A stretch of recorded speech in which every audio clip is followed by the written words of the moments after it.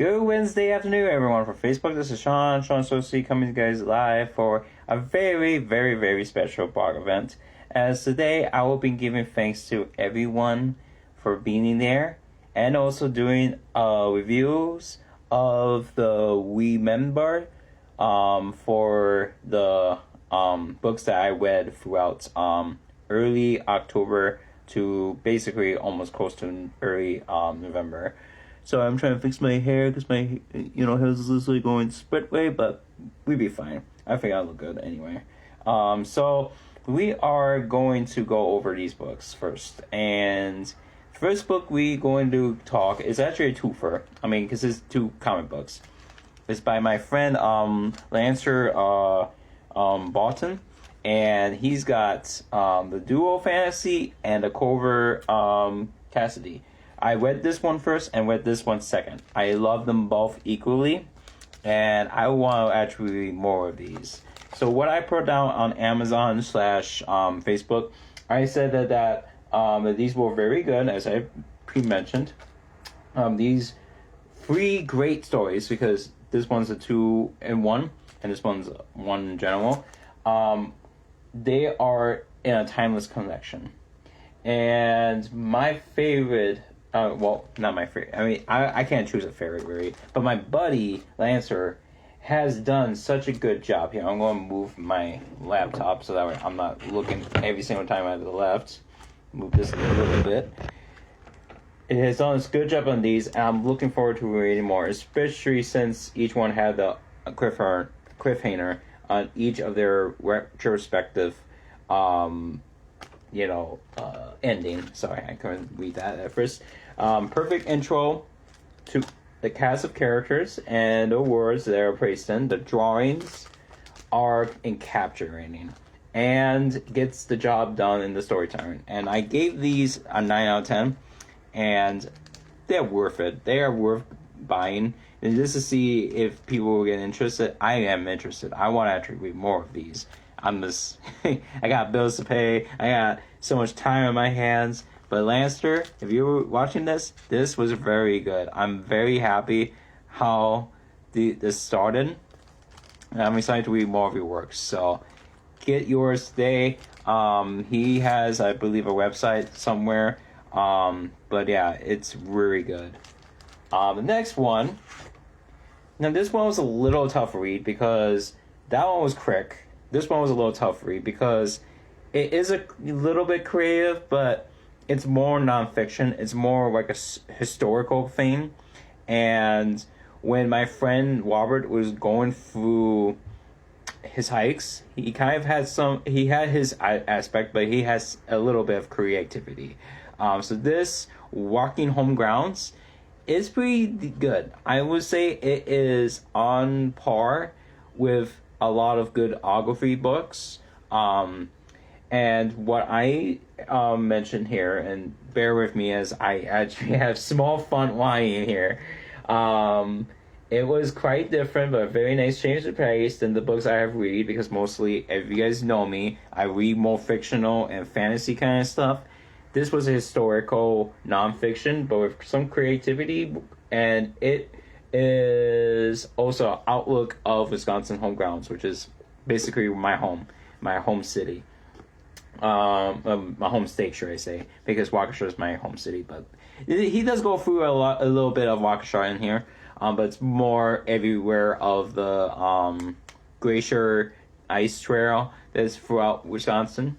Thanks to the book that my friend Robert has written, it got me to appreciate more of my state, including my hometown in Waukesha. There's an overarching theme, There's an overarching theme, and that is to go out there, make a difference, even if it's to walk, observe your surroundings.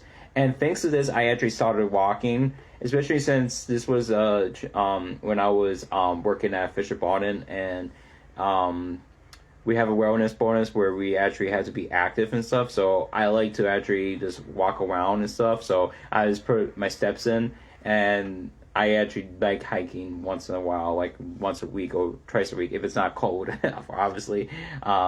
but yeah, this really helped. I really admired Robert's storytelling. Even if I found some one-on sentences, there was a lot of one-on sentences in this book that I can remember, because it was like, wait. There was a lot of information given. Where is the stop point here? The main animal and mascot has to be. It's not in this cover, which it kind of was. It is sandhill crane, and by which made me feel like Robert's own spirit animal. I do hope that this makes it my ideal friend to make another one. One exploring the paths in the Colorado that he keeps mentioning over in this book. In the meantime, I am giving this a 7 because it's not bad. I'm not just because I give it a 7, a lower rating than anyone, doesn't mean that I think it's bad. I actually think it's good.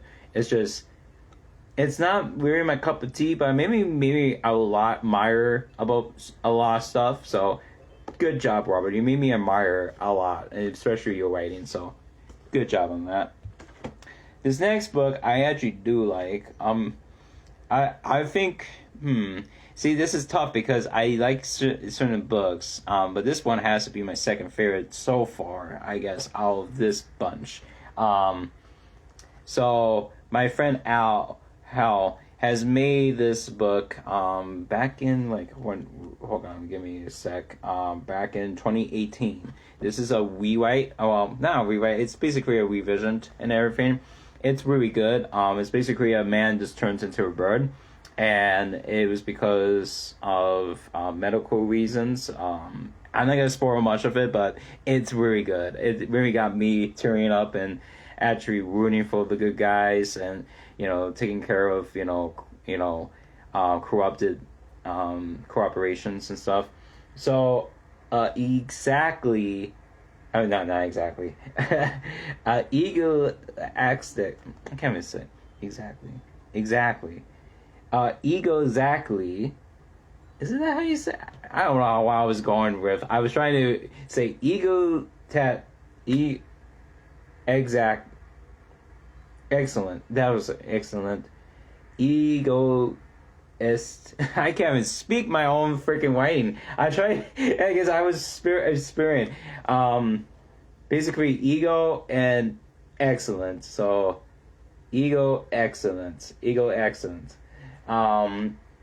About a man who learns to love and make a life only to find out that he's got cancer or is turned into a bird of prey. My pal, Owls, has effectively made me quite emotionally attached to the cast of characters, especially, and that I couldn't help but applaud for his efforts of storytelling. I personally do think the story could have been a little longer, by a few chapters. I would mention to himself if he wants to do a third edit. But other than that, the story is good as its own, and I'm interested in Al's other written works. I really got admired more about birds, including gold eagles. Thanks to this phenomenal read. A lot of tears were shed, of course, as well as the pages making me feel like I was in the eyes of an eagle. I hope that L has these characters appear in future installments, that or a second novel, as I mentioned. If anyone is into medical thriller, romance, LGBTQ plus stories, then check this novel out. Great job, buddy. I'm giving this a 9.25 out of 10. So this is still good. I mean, even if I give it a 9.25, it's amazing. Now the next book is my friend Tony's called Ice Ball. Basically, this is another historical, but it was more shorter because I kind of get what was going on. It's just a more series of events that other people were doing while the game was going on. Tony, hold on, just happens to be I just happened to finish this as another historical yet creative fiction by my friend Tony, as I said. Easy, enjoyable read for my fourth book to my READEMBER of 2025. It really made me feel like I was actually there at the ice ball. A short read too, only took me like 3 days considering it was more of a novella. And always have been a Paco fan for as long as I can remember, and this book helped me solidify that fan base. There was a time, I mean, there's still a little bit of, me, like, I do like Packers, but sometimes I'm just like, I don't even care if they make it to the playoffs anymore. It's like, I'm just give up, but I still like them. I still be them my number one fan, but I'm also liking other teams, like the Kansas City Chiefs. I know people don't like Kansas City Chiefs, but I do. I always respected Patrick Mahomes and all that, so that's give that what you will. Tony is a great way to storytell as he conjures up all the people who were there at the Green Bay in the extreme cold weather on New Year's Eve, 1967, because this happened like the last day of that year. I totally recommend this to any Packer fan, iceberg enthusiastic, and for anyone who wants to know the history of one of the most impactful games. I am giving this a 8.5. So I did enjoy it because this was just basically a good record keep about what when happened. The fifth and final book, which I knew this from the start, that when I met my new friend Lacey, I knew this was going to be the kicker. This one was going to be my favorite out of the bunch, so that's why I saved her for last. So Prophecy of Blood and Frames was definitely a read. Now there was a lot I did wait down, unfortunately, and bear in mind that I'm trying to when I had my break, I actually had to tell you guys what was going on while taking a picture of this to show that I actually read this. So this book here was worth it as my last one. Most definitely saving the best for last. I really like I was there where Lacey was writing. Either it was the characters that was fearing or what was going on between the chapter and or witness a marvelous new world. I have found myself loving this first edition through and through. A few typos and a couple of instances where I think there should have been extra chapter or two, but overall it was quite a page turner. I mean, I remember reading this. I can't stop reading this. Even if I spent the whole week just reading it, I was still I want to read more. But I was oh, contain yourself, Sean. Can definitely see some similarities of Lacey's and I's have to each other's own fantasies. And as we previously discussed it ourselves the last time and the first time we met about this, I gave her my first book. I really want to read the next book, and considering all the major cliffhanger, I remember that major cliffhanger, but it will have to be until next summer, unfortunately. In the meantime, I am giving this 9.75. It's very close to 10. It's just this minor stuff that I mentioned. But I applaud Lacey and I say great job and keep on the good work. You're a wonderful storyteller. In fact, not only she is, all these people that I just read are very good storytellers. This was a kind of a shorter kind of read session. The only ones that were more, longer was this one and, of course, the last one. But otherwise, this was a very good reads. I definitely recommend this to everyone because there's just a variety of kind of books and everything for us readers to read. And even me, I'm a writer of all kinds of gems, even if I don't do the historical or the creative nonfiction that much.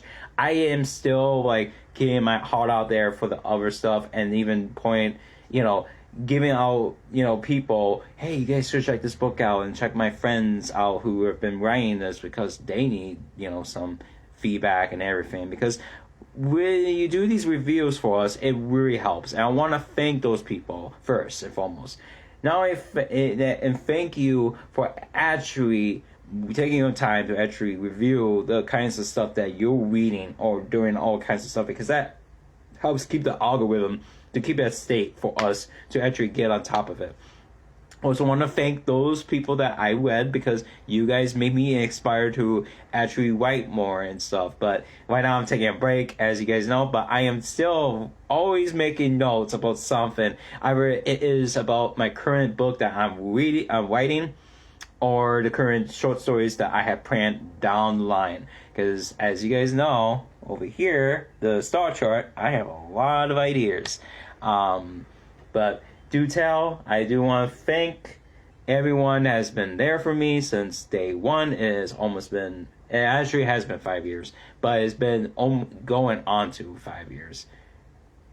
I am going to Belgium, Wisconsin to celebrate family tomorrow, and then the rest of the week I'm just relaxing. So I am thankful for everyone who's here, including you, Maddie, who just commented. I'm also thankful for my family, my co-workers especially, and employers that have been amazing at Fisher-Bowen. Also want to thank my wife. Thank Almond, who's right behind here. He's just taking a nap right now.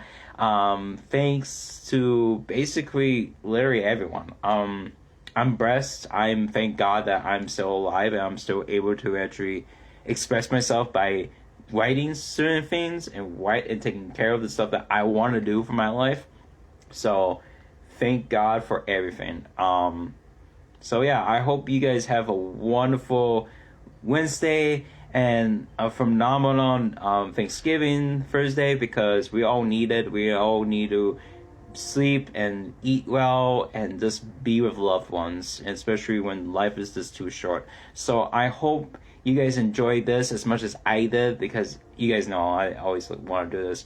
I am going to go up another December blog at some point, probably this Saturday or Sunday, so be a lookout for that.